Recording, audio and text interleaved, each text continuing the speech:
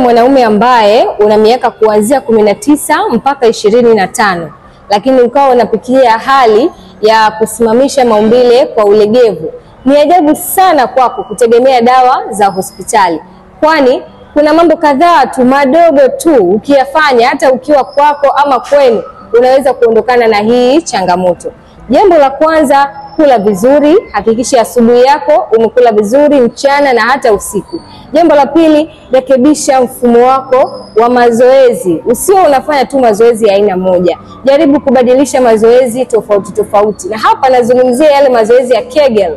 Lakini jambo jingine, kunywa maji ya kutosha, kwa sababu yale maji, kama hujui ndugu yangu, yana msaada mkubwa sana kwenye kusafirisha damu kufika kwenye maumbile. Ni haya tu ukiyafanya unaweza kupona changamoto pasi na kutumia dawa.